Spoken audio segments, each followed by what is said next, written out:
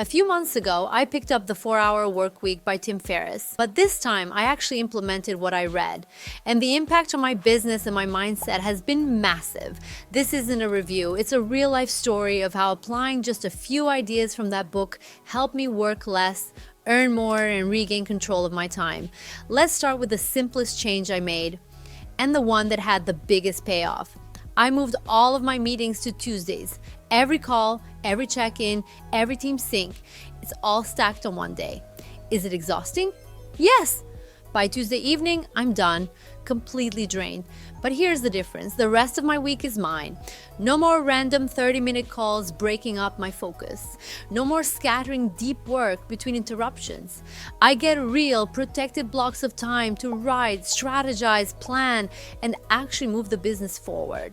Before this, I was always working, but rarely finishing anything meaningful. Now I work fewer hours and get more done. This is one of the key philosophies in the 4-Hour Workweek. Time is not the goal, freedom is. Tim Ferriss isn't literally promising you'll only work 4 hours a week. What he's doing is offering a new way of thinking, a mindset shift, from reacting to designing. Here are a few more principles from the book that I've integrated into my workflow. First, the 80-20 rule, also known as the Pareto principle. 80% of results come from 20% of actions. I started tracking where my time was going. Then I asked myself, what are the few things that really move the needle in my business? The things that actually lead to growth, revenue, impact. And once I found them, I focused on them. Everything else, I either eliminated, automated, or delegated. That leads me to the second powerful idea, batching. Meetings on one day, content creation on another, client work in focused windows, no multitasking. When you batch similar tasks together, your brain doesn't need to constantly switch gears. You protect your energy and your attention. That's where the real productivity lives. Another game changer Ferriss talks about is the elimination filter. Before outsourcing something, ask yourself, can I eliminate this task altogether? If not, can I automate it? Only then, if it still needs to be done, should I delegate it?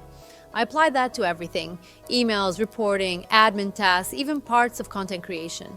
I unsubscribed from tools I didn't need. I built templates instead of reinventing the wheel. And yes, I hired help, but only after simplifying the system first. All of these changes freed up time, but more importantly, they freed up mental space. My week isn't filled with noise anymore. Now, here are a few tips you can implement right away, whether you've read the book or not. Tip 1. Pick one day, just one, to schedule all of your meetings. This will change your week. You'll feel tired on that day, yes. But the trade-off is uninterrupted time the rest of the week. That's priceless. Tip 2. Do a time audit.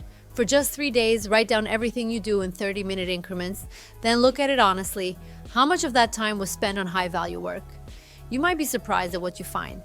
Tip 3. Use the 3 MITs method. MITs equals most important tasks. Each morning, write down the 3 most important things you must accomplish that day. Do those first before you open email, before you check social media. You'll feel more productive by noon than most people do all week. Tip 4. Learn to say no.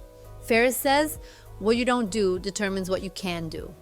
If something doesn't align with your goals or add value to your time, say no, kindly but firmly. The biggest shift for me wasn't just tactical, it was philosophical.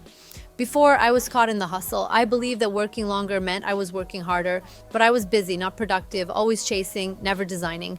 Now I'm intentional with my time. I don't let urgency dictate my priorities, and I'm building my business around the life I want, not the other way around. That in the end is the promise of the 4-Hour Workweek. Not that you'll be sipping margaritas on a beach 24/7, but that you'll reclaim your time, that you'll stop playing defense and start designing a life and business that works for you. So if you're an entrepreneur, freelancer, or content creator, Jung, and you haven't read the book yet, do yourself a favor. Read it. Highlight it, and most importantly, apply it, because the value isn't in the theory, it's in the implementation. Thanks for listening. If this message resonated with you, feel free to share it, and let me know, what's one thing you've done recently to reclaim your time? Until next time, work smarter, not harder.